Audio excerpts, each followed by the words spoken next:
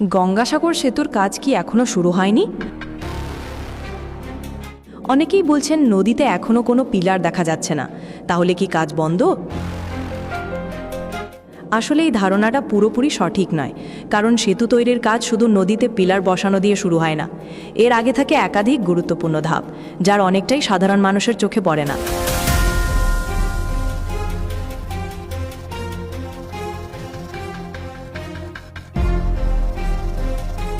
গঙ্গাসাগর সেতু নির্মাণের জন্য ইতিমধ্যেই টেন্ডার সম্পন্ন হয়েছে। এই কাজের দায়িত্ব পেয়েছে L&T সংস্থা। অন্যদিকে মাটি পরীক্ষার কাজ করছে রাইটস সংস্থা, যা এখনো চলছে।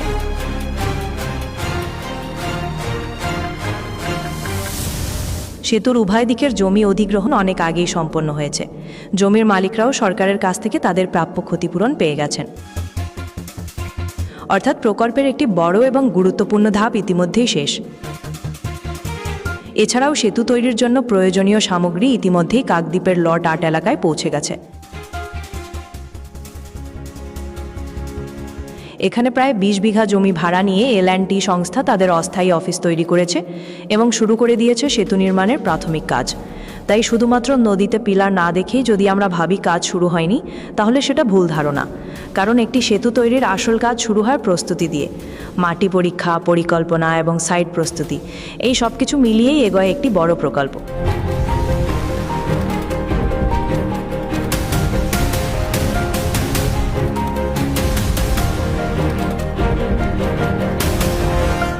গঙ্গাসাগর সেতুর কাজ এখন সেই প্রস্তুতির পর্যায়ে এবং তা জোর কদমে এগিয়ে চলেছে।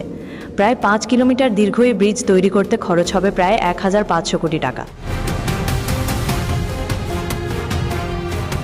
এটিই হবে পশ্চিমবঙ্গের দীর্ঘতম নদী ব্রিজ।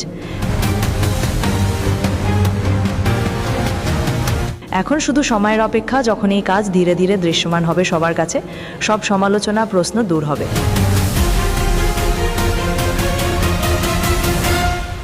আমাদের খুবই আনন্দের বিষয় সাগরদ্বীপবাসী হিসাবে, সাগরদ্বীপ ও কাকদ্বীপের লট নম্বর 8-এর মধ্যে যে মুড়িগঙ্গা নদী আছে, তার উপর গঙ্গাসাগর সেতুর শুভ শিলান্যাস করেছেন পশ্চিমবঙ্গ সরকারের মাননীয় মুখ্যমন্ত্রী শ্রীমতী মমতা বন্দ্যোপাধ্যায়।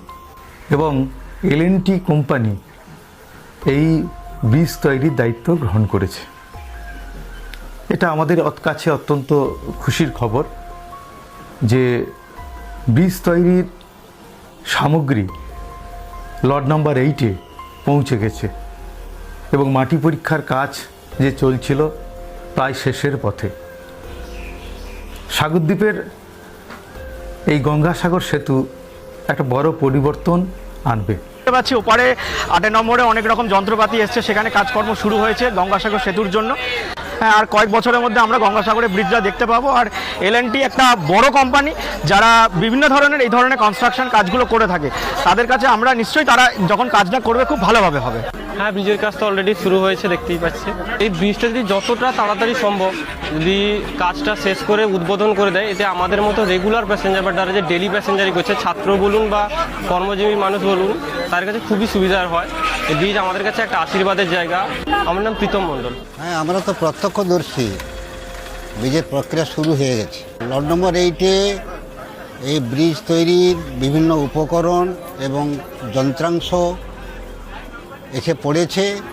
এছাড়া নদীর উপরে সয়েল টেস্টের কাজ চলছে, এটা আমরা প্রত্যক্ষদর্শী। আমার নাম সন্তোষ কুমার দাস। এই যে ব্রিজ হবে বলে, আর ওই ব্রিজের জন্য ওই যে মাটি টেস্ট করতে এখানে বোরিং হয়েছিল, ওরা বোরিং করছিল মাটি টেস্ট করার জন্য। মেশিনটা ছিল এখানে আমাদের বাইরে, আমরা দেখছি যেটা। আমার নাম সুমিতা খুটিয়া। ব্রিজ হচ্ছে, এখানে বড় বড় মেশিন আসছে, ব্রিজের যা যন্ত্রপাতি সব কিছুই আসছে। এখন তো সবই চালু, বড় বড় মেশিন আসছে, ক্রেন, যেরকম ব্রিজের জিনিসপত্র লাগে। আমার নাম শম্ভু পণ্ডা।